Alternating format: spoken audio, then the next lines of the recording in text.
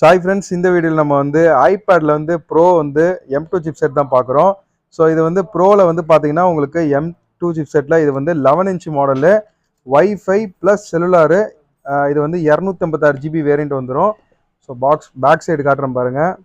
So இதுதான் வந்து பாக்ஸோட பேக் சைடு. இது வந்து Indian MRP stock, wifi plus cellular, 256 GB, space grey colour.